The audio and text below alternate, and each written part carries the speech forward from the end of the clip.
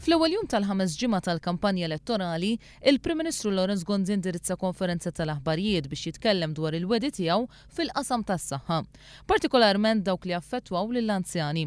Minkejja dan iżda Mario Gallia, is-Segretarju Parlamentari li matul din il-leġislatura kien responsabbli mill-anzjani, ma kienx mistieden għal din il-konferenza tal-aħbarijiet.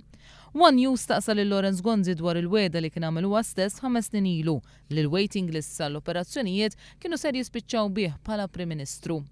Fit-tweġiba tiegħu Lawrence Ghanzi konferma li ma wettax din il-weda li huwa stess għamel 5 snin ilu.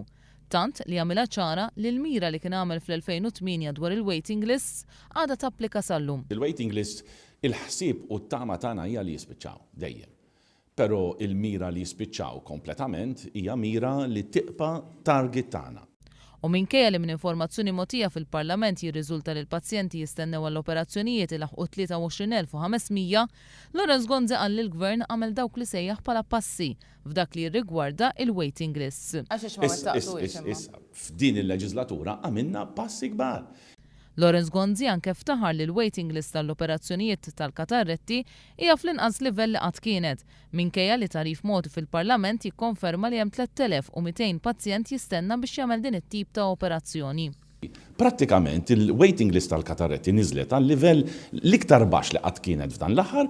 Skont ma kien imwijat mill-Prim Ministru Lawrence Ghanzi stess qabel l-aħħar elezzjoni ġenerali, sal-2010 il-waiting list tal-katarretti kellhom jintemmu għal kollox.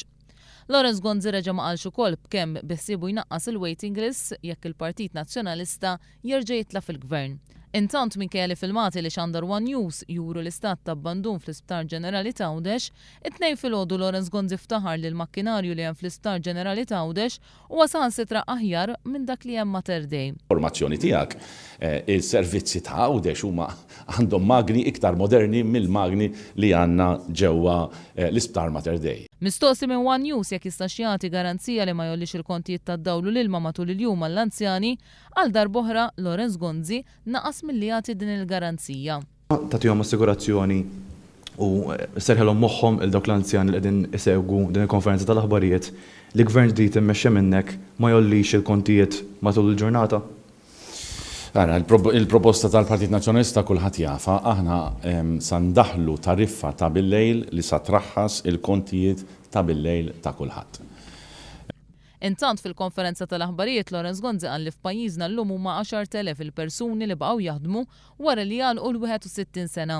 Fi kliem Lawrence Ghanzi dawn l-10,000 persuna jagħmlu parti mill-20,000 impjieg ġdid li huwa dejjem isemmi li nħolqu fl-aħħar 5 snin. Issa, illum aktar minn 10,000 anzjan u anzjani baqgħu jaħdmu fid-dinja tax-xogħol. Forsi jekk hemm ċifra li titkellem waħda u tmeri anki lil min jiqpa' xettiku jiqpa' jgħidilna mhux vera ħloqtu 20,000 post tax-xogħol. Waħda miċ-ċifri li vera tmeri lil min jibża jammetti li għandna bżonn noħolqu kellna bżonn noħolqu 20,000 post, jibża jammettiha li kellna walla ħares ma ħloqniex dawn l-20,000 post tax-xogħol, però waħda miċ-ċifri issa mhux iż-żgħażagħ li jiggradwaw mill-università.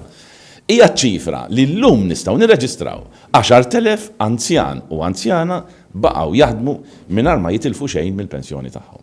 Bil-kontra ta' dak li qal il-Prim Ministru, skont informazzjoni uffiċjali mogħtija fil-Parlament minnu stess f'Ottubru li għadda, in-numru ta' persuni ta' aktar minn 61 sena li baqgħu jaħdmu kien ta' 153 u mhux ta' 10,000.